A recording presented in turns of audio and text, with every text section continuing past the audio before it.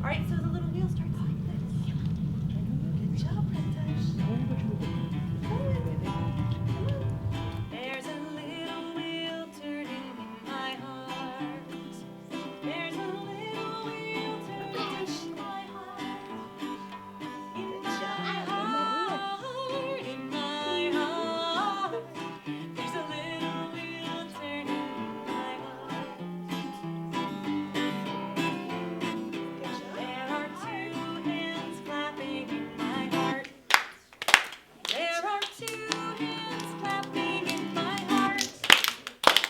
In my heart, in my heart. There are two hands clapping in my heart. And there are two feet stomping in my heart. So just basically from the beginning There are two. Okay. and leading up to that. Yeah. So Abby, she didn't have necessarily a normal birth. I mean, it was when she was born, she had meconium aspiration, which led into pneumonia, and she wasn't feeding very well. So she was in the hospital when she was born for about 5 days. Mm-hmm. And we took her home, and she was born in October, so early October, and that whole month she seemed, pretty good. She wasn't feeding well, so we were talking to a doctor about, failure to thrive. But then, like in November, December timeframe, we started seeing these uncontrollable movements with her arms and her legs, and she wasn't tracking, so she wasn't following objects. So when we took her to an ophthalmologist and he looked behind in her eyes, they saw this abnormal pigmentation behind her retina, and they had seen that with a neurological issue. So we ended up going to a neurologist, and he saw Abby's uncontrollable movements, and he right away knew that they were he called them infantile spasms, but basically seizures. And so at that point, she was hospitalized, and they taught us how to give injections, steroid injections, every day. Every day, my husband and I had to give her injections for her seizures. And then that's when all the testing started. So 2 years of testing, and nothing was coming back positive. We couldn't find anything to diagnose her. And finally, her neurologist at CCMC sent us to a specialist in Atlanta. When she was about 2009, they took a muscle biopsy and finally diagnosed her with a mitochondrial disorder. And that basically means her cells don't get enough energy to perform properly. So that's why she wasn't hitting her milestones. She didn't have the strength.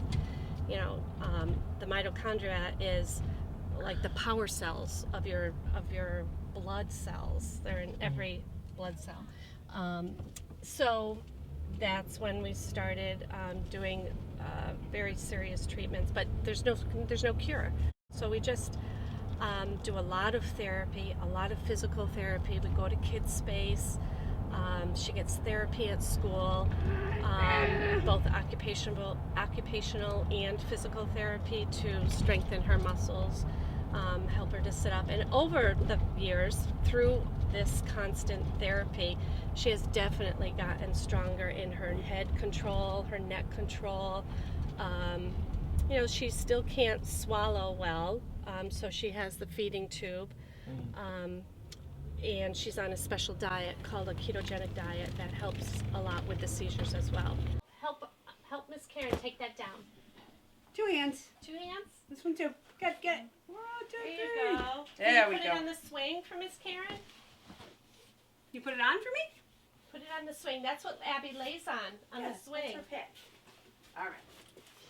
Okay. So we have another child that Abby's Helping Hand sponsors, and it's an infant. He has a sister with special needs, but he was having a lot of troubles with feeding, and he needed a lot of cranial sacral work, chiropractic, and actually some naturopathic work. So they kind of got him over the hump. He doesn't need it anymore. Like Oh, he's, really? yeah. Great. So great. a couple months, and he was good. Yeah, but Abby's helping hand has been amazing for our patients because we do a lot with sliding scales and things like that too. But it's helped us help more people. Like She loves going to school. She loves the attention of the kids. You know, yesterday I drop her off every day at school, and on Friday, yesterday, we met for the first time this little girl that her nurse was talking about that is in her pre-K class. So Abby goes to a pre-K class in the afternoon and spends her mornings with her third grade class. And this little girl, her name is Christina. She is so excited to see Abby every day. Christina has trouble walking, so she's in a stroller most of the time, but she does have a walker.